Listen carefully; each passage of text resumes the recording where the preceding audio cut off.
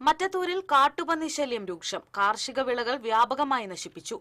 പന്നികളെ അകറ്റാനുള്ള മാർഗങ്ങൾ ഫലപ്രദമാകുന്നില്ലെന്ന് കർഷകർ.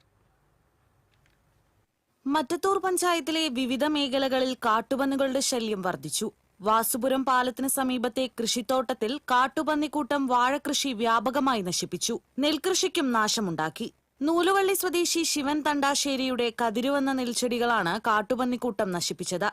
ശിവന്റെ കൃഷിയിടത്തിൽ മന്ദരപ്പിള്ളി സ്വദേശി തങ്കപ്പൻ കൃഷി ചെയ്ത വാഴകളും പന്നിക്കൂട്ടം കുത്തിമറിച്ചിട്ടു. പന്നിശല്യം മൂലം കർഷകർ പൊറുതിമുട്ടിയിരിക്കുകയാണെന്ന് നൂലുവള്ളിയിലെ കർഷകനായ ശിവൻ തണ്ടാശ്ശേരി പറയുന്നു. കൊയ്യാനായിട്ട് ഒരു മാസം മാത്രമേ ശേഷിക്കുന്നുള്ളൂ. ആ സമയത്താണ് ഈ കൃഷി ഇത്രയധികം നശിപ്പിച്ചുകൊണ്ടിരിക്കുന്നത്. പന്നിയുടെ ശല്യം മാത്രമല്ല, മയിലിന്റെ ശല്യവും വളരെയധികം ഇവിടെ നമുക്ക് അനുഭവപ്പെടുന്നുണ്ട്. ഇവിടെ നെൽകൃഷി മാത്രമല്ല, വാഴകൃഷിയും വളരെയധികം നശിപ്പിച്ചുകൊണ്ടിരിക്കുന്നുണ്ട് പന്നികൾ. പഞ്ചായത്തിന്റെ ഭാഗത്തുനിന്ന് എത്രയും പെട്ടെന്ന് സത്യമായ നടപടികൾ സ്വീകരിക്കണമെന്ന് ഞങ്ങൾ ആവശ്യപ്പെടുകയാണ്. കഴിഞ്ഞ രാത്രി അവിട്ടപ്പള്ളിയിലും കാട്ടുപന്നിക്കൂട്ടം കൃഷിനാശം വരുത്തിയിരുന്നു. കൊടുങ്ങ സ്വദേശി എടത്താടൻ സാബു അവിട്ടപ്പള്ളിയിൽ കൃഷി ചെയ്ത വാഴ, കപ്പ എന്നീ വിളകളാണ് നശിപ്പിക്കപ്പെട്ടത്.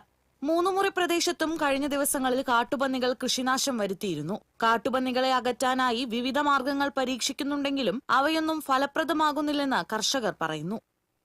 TCV news, Kodakara.